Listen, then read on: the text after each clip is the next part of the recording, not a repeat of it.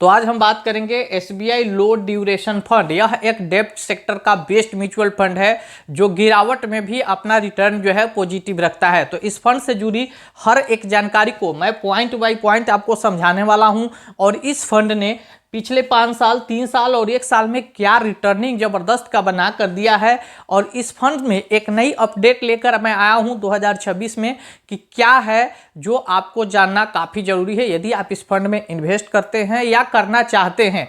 तो इस फंड से जुड़ी हर एक जानकारी को मैं आपके साथ रखने वाला हूं। तो इस वीडियो को आप अंत तक देखिए ताकि आपसे कोई चीज़ मिस्टेक नहीं हो। तो चलिए सीधे टॉपिक पे चलते हैं। आज बात करेंगे एसबीआई लो ड्यूरेशन फंड। इस म्यूचुअल फंड के फंड एज की बात किया जाए तो इसका फंड एज है 18 साल, यानी 18 साल पहले यह लॉन्च हुआ था। तब से लेकर अभी तक इसका काफ़ी ज़बरदस्त का परफॉर्मेंस रहा है।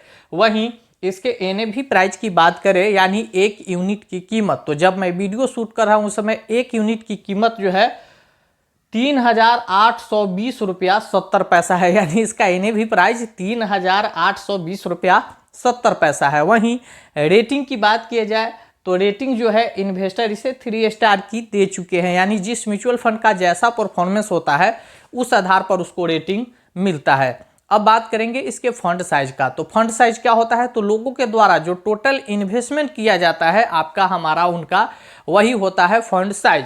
तो इस म्यूचुअल फंड का फंड साइज है 13,458 करोड़, यानी 13,458 करोड़ रुपया यहाँ लोगों ने इन्वेस्ट कर रखा है। यदि अभी वर्तमान में कोई यहाँ इन्वेस्ट करना चाहे तो कैसे कर सकता है, तो पहला है मिनिमम एसआईपी 500 रुपये और मिनिमम लमसम 5,000 रुपये, जो आप समझ रहे होंगे। एसआईपी करना है तो मिनिमम 500, मैक्सिमम आप जो चाहें कर सकते हैं। लमसम की बात करें तो मिनिमम वन टाइम इन्वेस्टमेंट जिसे कहते हैं तो मिनिमम 5,000 और मैक्सिमम आप जो चाहें कर सकते हैं। अब बात करेंगे होल्डिंग का। तो होल्डिंग जो है इसका डेब्ट सेक्टर का है। डेब्ट सेक्टर के सीडी, एसडीएल, डिबेंचर, इस तरह के टोटल 51 कंपनियों में अलग अलग इन्वेस्ट किए गए हैं। अब इसके होल्डिंग एनालिसिस को यदि देख लिया जाए तो होल्डिंग एनालिसिस का मतलब होता है कि कितना परसेंट किस क्षेत्र में है। तो देखिए होल्डिंग एनालिसिस देखें तो डेब्ट सेक्टर में, यानी जिस सेक्टर का यह म्यूचुअल फंड है उसमें डेब्ट में 72.90% का इन्वेस्टमेंट है। कैश की बात किया जाए तो 27.10% का इन्वेस्टमेंट नहीं बल्कि कैश कैरी किया गया है, कैश रखा गया है। अब यह 27.10% कैश क्यों रखा गया है, तो देखिए यदि म्यूचुअल फंड के जो फंड मैनेजर है उनको बेहतर इन्वेस्टमेंट अपॉर्चुनिटी यदि मिला तो उस समय इस पैसे को इन्वेस्ट करेंगे और बेहतर रिटर्निंग निकालेंगे, ताकि जो यहाँ पैसे लगाए हैं उनको अच्छा खासा रिटर्निंग मिल जाए और इस फंड का ग्रोथ भी बना रहे। तो इस वजह से भी रखा जाता है। दूसरा इसलिए है कि यदि एसबीआई म्यूचुअल फंड हाउस में कोई मैनेजमेंट समस्या आती है तो फिर इसको कैश से मैनेज किया जाता है। चलिए अब बात करेंगे कि यदि कोई यहाँ इन्वेस्ट कर रहा है तो फिर उसे कहाँ कहाँ कौन कौन से चार्ज देने पड़ जाएंगे। तो देखिए इस म्यूचुअल फंड का एक्सपेंस रेशियो जो है 0.5% है, जो इम्पोर्टेंट चार्ज है, जो लगता ही है। एग्जिट लोड की बात करें तो एग्जिट लोड नील है, यानी कोई एग्जिट लोड क्राइटेरिया नहीं रखा गया है, यानी यहाँ पर कोई पेनाल्टी नहीं है यदि आप आज पैसे लगाएंगे और कल निकल सकते हैं। स्टैंप ड्यूटी की बात करें तो 0.005% है, जो डॉक्यूमेंट प्रोसेसिंग चार्ज है, जो सभी फंड में अनिवार्य हैं, सभी में लगते हैं।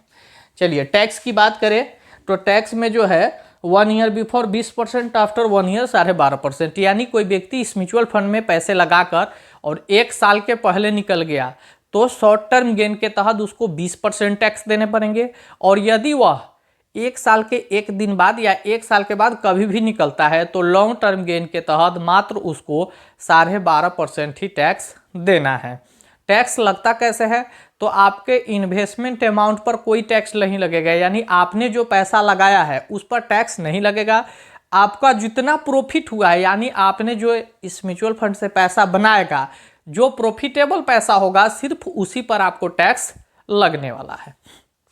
चलिए अब बात करेंगे कि एसबीआई लो ड्यूरेशन फंड जो है यह क्या रिटर्निंग बनाकर दिया है। तो ओवरऑल इसके यदि मैं 5 साल का रिटर्निंग देखूं तो 5 सालों में यह जो है 6.30% का रिटर्निंग बनाकर दिया है। वहीं इस फंड का यदि मैं 3 साल का रिटर्निंग देखूं तो 3 सालों में यह 7.30% का रिटर्निंग बनाकर दिया है। और इस फंड का 1 साल का रिटर्निंग देखूं तो इतनी बड़ी गिरावट में भी यह 6.23% का ज़बरदस्त परफॉर्मेंस किया है, ज़बरदस्त रिटर्निंग बनाकर दिया है। तो इस फंड का ओवरऑल रिटर्निंग जो है यही है और लगभग 6 से 7% या 8% के आसपास यह इस तरह के डेब्ट सेक्टर के फंड जो है पैसे बनाकर दे देते हैं। लेकिन अब आपके मन में होगा कि इतना एफडी में भी मिल जाता है, तो ठीक है, एफडी की तरह यहाँ भी यह काफ़ी सेफ फंड है। तो दोस्तों इस फंड से जुड़ी मैं सारी जानकारी आपको रखने का कोशिश किया हूँ।